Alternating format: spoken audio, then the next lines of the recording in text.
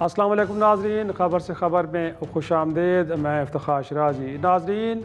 اس وقت اسلام آباد دنیا بھر میں مرکز نگاہ بنا ہوا ہے۔ اس جنگ کے جو دو بڑے فریق ہیں، گویا کہ امریکہ اور ایران، ان کے وفود اسلام آباد پہنچ چکے ہیں، اور خیال یہ تھا کہ آج یہ مذاکرات کا عمل کافی حد تک آگے چلا جائے گا اور ممکنہ طور پہ کل کوئی کلامیہ سامنے آئے، لیکن آج گویا کہ طے شدہ شیڈول مطابق چیزیں آگے نہیں بڑھ پائیں۔ ایک تو وزیر اعظم شہباز شریف سے وفود کی ملاقات، گویا کہ امریکی نائب صدر جی ڈی وینس اور ان کی جو وفود کے دیگر ارکان تھے ان کی ملاقات سہ پیر میں ہوئی۔ اس کے بعد ہمیں دیکھنے کو ملا کہ ایرانی وفد کی کافی دیر بعد وزیر اعظم شہباز شریف سے ملاقات ہوئی، اور ایرانی وفد کی قیادت آپ کو معلوم ہے کہ ان کے اسپیکر محمد باقر کالیباف اور ان کے ساتھ موجود ہیں عباس عراقچی صاحب کے جو وزیر خارجہ ہیں۔ لیکن بتایا یہ گیا کہ 71 رکنی یہ ڈیلیگیشن ہے، جس میں اگرچہ 36 تو صحافی ہیں، لیکن پھر بھی 14 ارکان ایسے ہیں کہ جو براہ راست اس مذاکراتی عمل کا حصہ بنے۔ اور اگرچہ توقعات بڑی ہیں، اور شروع میں لگ رہا تھا کہ بڑی پازیٹیوٹی ہے، اور شاید ایسا ہو کہ آج کے دن کوئی ایسا اعلامیہ سامنے آ جائے، ہو سکتا ہے کہ شاید رات گئے تک آ بھی جائے، کہ جس کے نتیجے میں جو اس مذاکراتی ماحول سے متعلق پریڈکشنز کی جا رہی ہیں وہ درست ثابت ہوں۔ لیکن ابھی میں گفتگو کا آغاز پہلے مہمانوں کو تعارف اور اس کے بعد ایک سوشل میڈیا کے اوپر جو کچھ سٹیٹمنٹس آئی ہیں پاکستان کے ڈپٹی پرائم منسٹر وزیر خارجہ اسحاق ڈار صاحب کی، اور پاکستان میں ایران کے سفیر امیر رضا مقدم صاحب کی، ان کی میں وہ ضرور آپ کے سامنے رکھنا چاہوں گا۔ تو میرے ساتھ اس پروگرام میں شریک گفتگو ہیں، تہران سے ہمیں جوائن کیا ہے راشد نقوی صاحب، آپ معروف صحافی ہیں۔ اسی طرح واشنگٹن سے ہمارے ساتھ موجود ہیں ڈان کے سینئر کورسپونڈنٹ انور اقبال صاحب، بہت شکریہ سر آپ کا۔ اور اسلام آباد سے مجھے جوائن کیا ہے باقر سجاد سید، آپ کا بھی تعلق ڈان سے ہی ہے، ڈان اخبار کے معروف صحافی ہیں۔ تو گفتگو کا آغاز میں راشد صاحب آپ ہی سے کرنا چاہوں گا۔ باقر کی طرف چلتے ہیں، پہلے چلتے ہیں میرے خیال میں باقر، کیونکہ میرے خیال میں اس وقت کیونکہ مذاکراتی عمل کو براہ راست وٹنس کر رہے ہیں، تو ان سے گفتگو کا آغاز کرتے ہیں۔ باقر، کیا کہیں گے،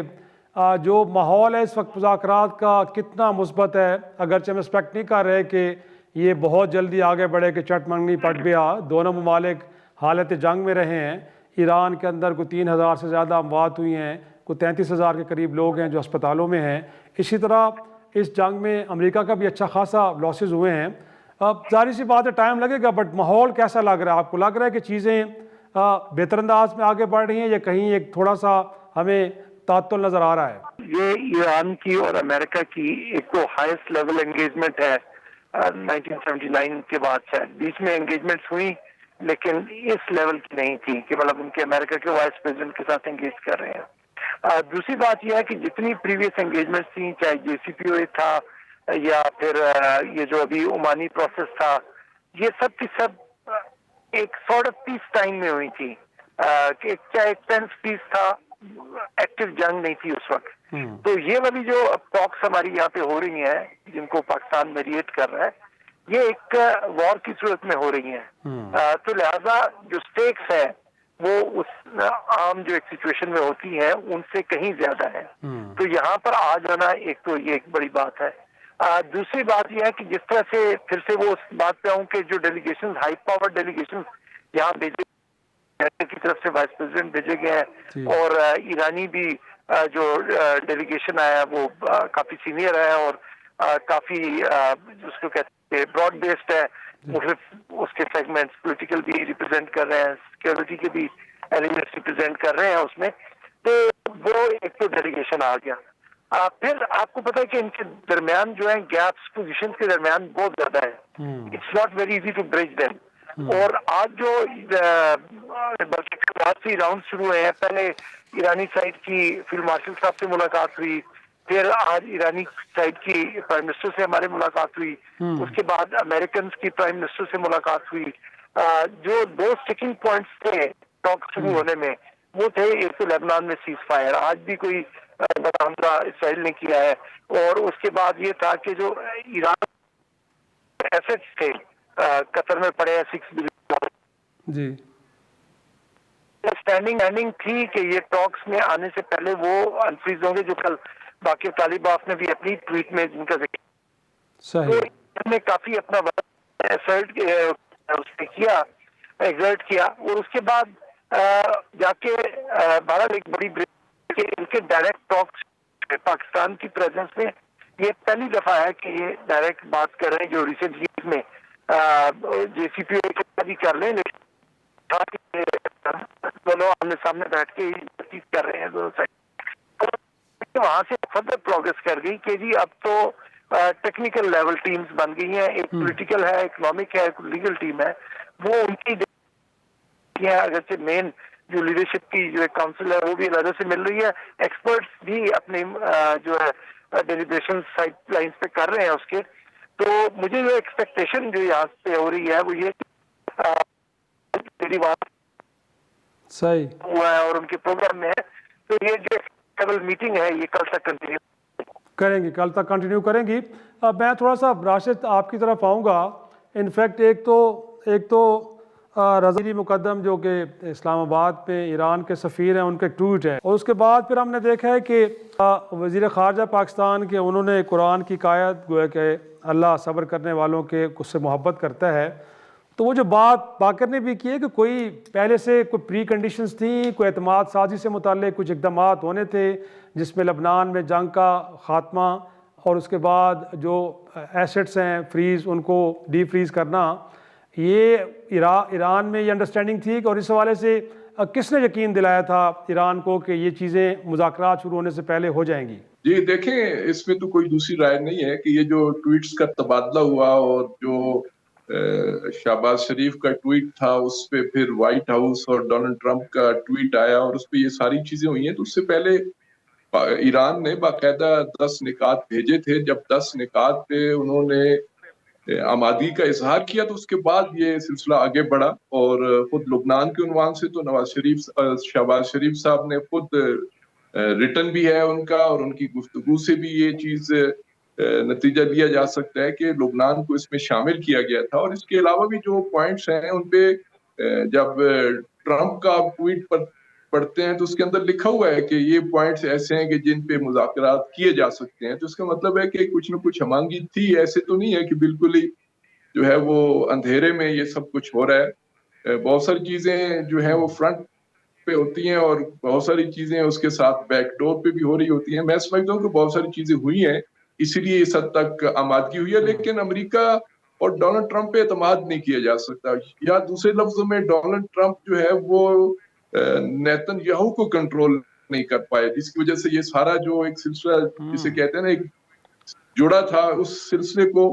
ڈسٹرب کر دیا گیا، یعنی وہ جو سموتھلی مذاکرات کو اور ڈائلاگس کو آگے جانا چاہیے تھا وہ نہیں ہو سکے۔ وہ نیتن یاہو کی جو حرکتیں ہیں اور جس انداز سے انہوں نے ایک دم جو ہے لبنان کو حملوں کا نشانہ بنایا، تو یہ سارا جو ایک پروسیس تھا وہ تو بڑا بری طرح ڈیمیج ہوا ہے اس سے۔ صحیح۔ اور انور صاحب انفیکٹ جیسے راشد صاحب بھی کہہ رہے ہیں، انور صاحب باقر انفیکٹ یہ جو جس طرح کہہ رہے ہیں راشد صاحب، انفیکٹ کہ امریکہ کے اوپر وہ جو اعتماد کا ایلیمنٹ ہے وہ بڑا نیچے کی سطح پہ ہے، اور اگر یہ چیزیں کچھ اگریڈ تھیں کہ اعتماد سازی کے لیے کچھ اقدامات لیے جانا تھے، جو کہ ابھی تک ہمیں تو نہیں لگ رہا، کچھ رائٹرز کی اور اس طرح کی سٹوریز ہیں بٹ کنفرم نہیں ہے کہ جو وعدے کیے گئے تھے مذاکرات شروع ہونے سے پہلے وہ پورے ہوئے کہ نہیں ہوئے، تو اگین اگر خطے کے اندر اپنے ہم خیال گروپس کو ایران چھوڑ کے اس ڈائلاگ پروسیس میں جاتا ہے تو اس کی کتنی بڑی کاسٹ ہوگی، اور آپ کو لگتا ہے کہ اگر لبنان میں جنگ بند نہیں بھی ہوتی، یہ اکاؤنٹس ڈی فریز نہیں بھی ہوتے، تو اس کے باوجود بھی ایران چاہے گا کہ اس پروسیس کو آگے لے جایا جائے؟ خان صاحب اس سے ہے کہ یہ ایک جو ایران کے لیے ہے یہ ایک ریپوٹیشنل چیلنج بھی ہے، کریڈیبلٹی کا چیلنج بھی ہے، اور جو آیت اللہ مجتبیٰ خامنہئی صاحب کا ایک اسٹیٹمنٹ چلایا گیا ایرانی میڈیا پہ، تو جہاں پر انہوں نے اپنی جو گائیڈ لائنز کا جن کا ذکر کیا تھا کہ ایک تو ہم اپنے حقوق نہیں چھوڑیں گے، یعنی کہ اپنے وہ جو انریچمنٹ رائٹ ہے اس کو نہیں چھوڑیں گے، اور دوسرا یہ انہوں نے کہا تھا کہ ہم اپنی یونٹی آف الائنس کو مینٹین کریں گے، اور تیسرا کہ ہم جنگ نہیں چاہتے۔ تو یہ آپ کو بالکل کلیئرلی ایکسپلین کرتے ہیں کہ کتنا ایمفیسس ایران اس وقت پلیس کر رہا ہے کہ اپنے الائڈ گروپس حزب اللہ ہو، اشد شعبی ہو یا انصار اللہ ہو، ان کے ساتھ وہ اپنے آپ کو ڈیٹیچ نہیں کر رہا کہ اس کو چلے آف ریم مل رہا ہے تو وہ یہاں سے نکل جائے. اسی لیے لیبنان ایک پری کنڈیشن نہیں ہے یہ بات چیت کرنے کے لیے، بلکہ it's an integral part of the agenda کہ پری کنڈیشن یہ ہے کہ وہاں پر سیز فائر ہو جانا چاہیے. اب جب کہ یہ ڈائریکٹ ٹاک شروع ہوئی تو جو ایران کی نیشنل جو سپریم نیشنل سیکورٹی کونسل ہے اس کی طرف سے ایرانی ڈیلیگیشن جو میڈیا ڈیلیگیشن آیا ہوا اس کے ساتھ جو پوائنٹ شیئر کیے گئے اس میں یہ کہا گیا کہ اگرچہ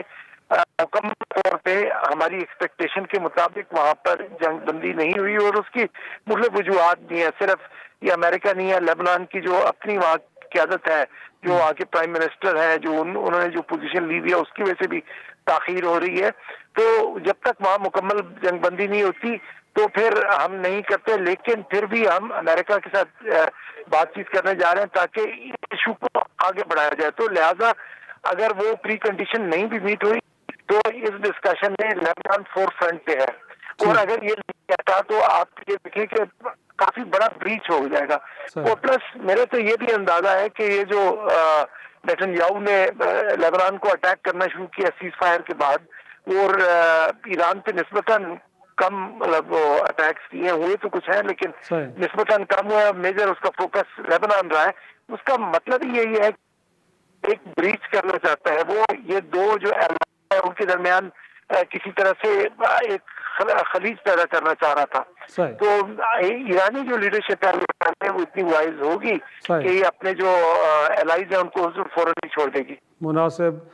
راشد، میں یہ جاننا چاہوں گا کہ تہران کے اندر کیا ماحول ہے، کیونکہ کچھ خبریں یہ بھی سننے کو مل رہی ہیں کہ شاید میجارٹی آف پاپولیشن اس ڈائلاگ پروسیس میں جانے کے حق میں نہیں تھی،